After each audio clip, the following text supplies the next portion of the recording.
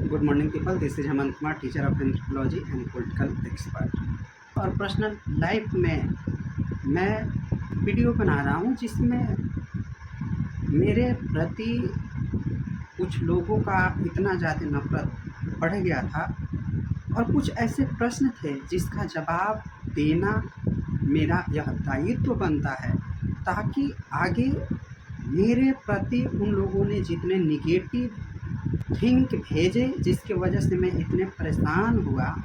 Negative अगर vibration किसी को आप भेजते हैं तो वह निगेटिव वाइब्रेशन जाकर उसके दिल और दिमाग को झकझोरता है। इस बात का मैं जीता जागता उदाहरण। कुछ लोगों ने इतने महीने तक मेरे प्रति इतनी निगेटिव बातें किया, निगेटिव थिंक भेजे, जिसके मैं बहुत परेशान हो गया। उसी प्रश्न में एक प्रश्न था कि आखिर मैं महिलाओं की तरह खाना क्यों बनाता हूँ और महिलाओं की तरह बर्तन क्यों घसता हूँ, बर्तन क्यों धोता हूँ। जिस तरह तुम लोगों ने कहा कि अगर तुमसे किसी ने मेरे समाचार पूछे, मेरे हाल चाल पूछे, तो तुमने क्या कहा कि अरे यार किसके बारे में पूछ लिया, वो तो रात दिन खाना बनाता है, रात दिन बर्तन घसता है, अरे क्या पढ़ेगा क्या करेगा। ऐसा क्यों लगा तुम्हें? क्यों लगा कि जो आदमी खाना बनाता है वो पढ़ता नहीं होगा? ऐसा कौन सी परिस्थिति पड़ गई?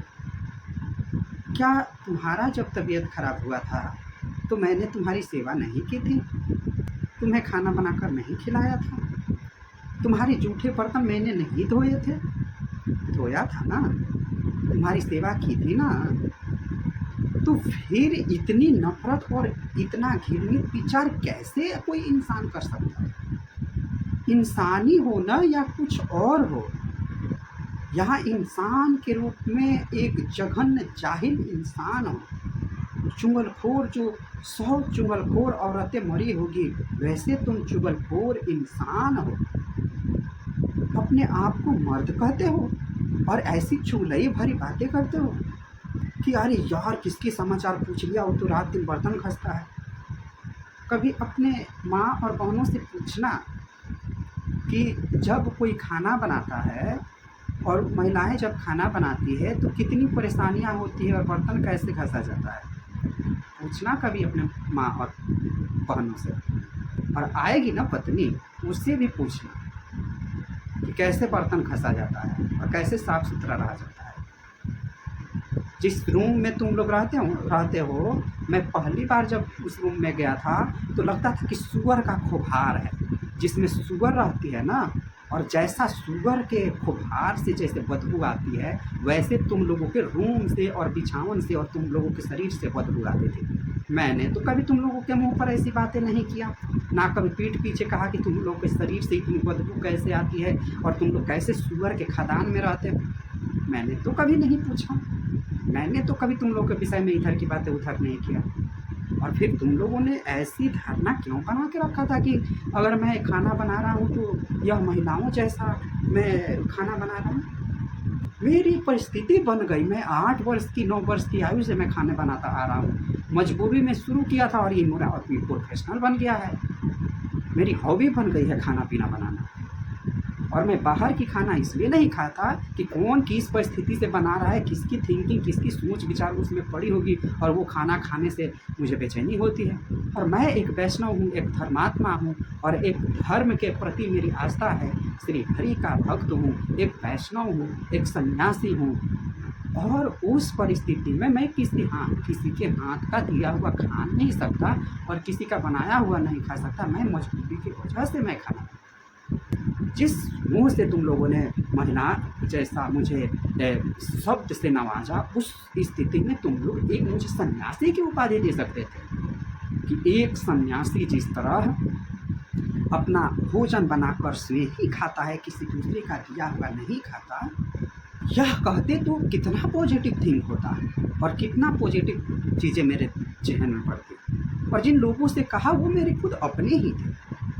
और तुम लोगों ने क्या सोचा कि जिन लोगों को तुम लोगों ने बताया वह कोई कहर था, वो आज भी मेरा है, कल भी मेरा था, आने वाले भविष्य में भी मेरा रहेगा। हमने दोस्ती की वो मिसाल कायम किया है जिसको कोई ब्रोकन नहीं कर सकता। मैं तो अपने तरफ से कभी ब्रोकन नहीं करूँगा। जो मेरा दोस्त बना, जो मेरा बेस्ट फ्रेंड बना, वो आज और अनंत आदिकाल तक रहेगा। वो मेरे बारे में क्या सोचता है वो उसकी दिक्कत है।